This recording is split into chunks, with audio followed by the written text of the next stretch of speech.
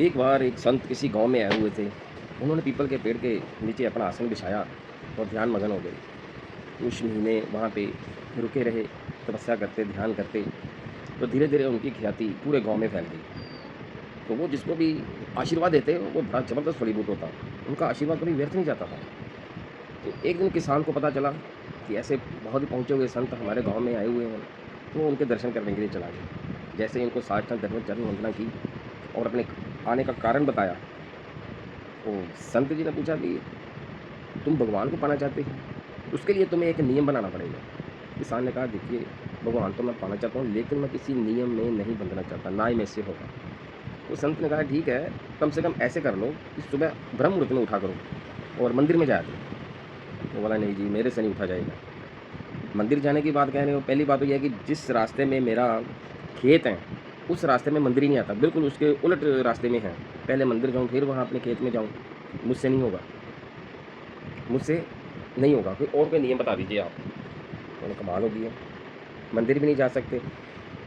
चलो ऐसे करो, मंदिर नहीं जाना, अंदर ना जाना, मंदिर के बाहर से ही दर्शन कर लेना, प्रणाम करके आ जाना। बोला, नहीं, ये नहीं मुझसे होगा।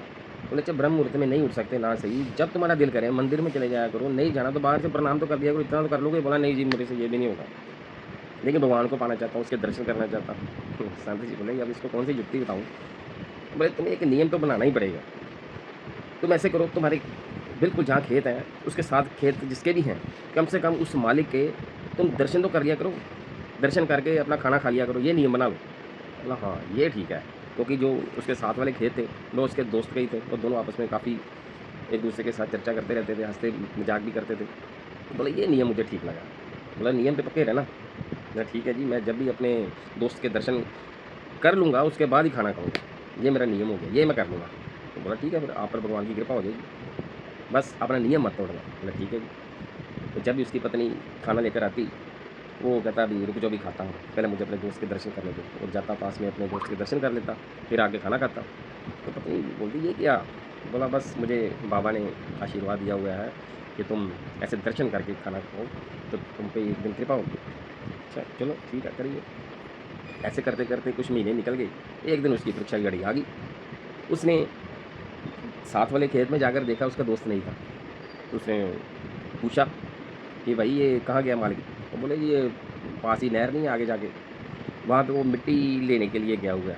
मतलब मिट्टी खोद कर निकाल कर उसको लेने के लिए गया हुआ है। बोला, वो कब आएगा? कहना, ये पता नहीं, अब जब ट्राली सारी भर जाएगी तभी आएगा, तभी गया थोड़ी देर पहले। बोला, कोई बात नहीं। अब उसे भूख बड़ी लगी थी, ज़बरदस्त लगी हुई थी।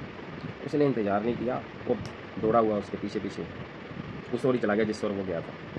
जैसे ही वो गया वहाँ पे, तो देखा था कि उसका जो दोस्त था ना, जो खुदाई कर रहा था, उसे खुदाई करते करते एक थैली नज़र आ गई। उसने थैली देखी, खोली, तो उसमें सोने के सिक्के थे। वो एकदम से हैरान हो गया, उसने इधर-उधर देखा चारों तरफ, कोई देख तो नहीं रहा। इतने में उसका ध्यान पड़ गया कि ये तो साथ वाला गाँव का लड़का भागा-भागा आया है। उसने जैसे ही उस दोनों ने एक-दूसरे को देखा, तो उसने तो दर्शन ही करने थे। उसने दर्शन करने का ना, शुक्र है भरा मैंने देख लिया तेरे को।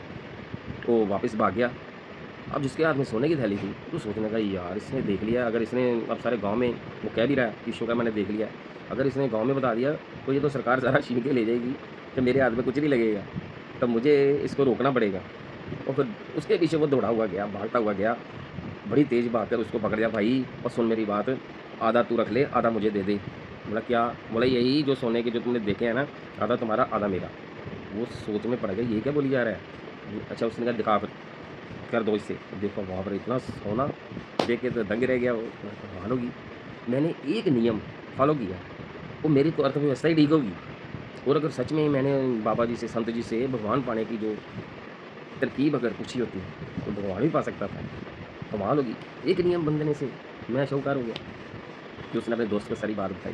तो दोनों ही दोस्त वो संत जी के पास गए, दीक्षा ली और बोले, हमें अब भगवान की कृपा भी चाहिए कि आपकी कृपा से एक नियम से हमारा तो सब कुछ ठीक हो गया। अब हमारा लोक तो सुखी है, हम परलोक भी सुखी करना चाहते हैं। तो दोनों भक्ति में जुड़ गए, आस्था के साथ, विश्वास के साथ। तो कहने का मतलब ये है कि आपकी ज़िंदगी में भी कई बार आपने नियम बनाए होंगे। कभी-कभी उस नियम में इतनी ज़बरदस्त परमात्मा परीक्षा लेता है कि आपके पास कोई और ऑप्शन नहीं होती। आप सोचते हैं कि अब इसे मुझे तोड़ना ही पड़ेगा। क्योंकि अगर वहाँ पे आप अडिग रहे, दृढ़ संकल्प के साथ खड़े रहे, तो बस आप कामयाब हैं। क्योंकि जो इंसान किसी भी कीमत पर नहीं बिकेगा, वही अंत में टिकेगा। तो ये है कहानी का सार कि अपने नियम पे अडिग रहें, तो एक दिन कृपा अवश्य बरसेगी। धन्यवाद।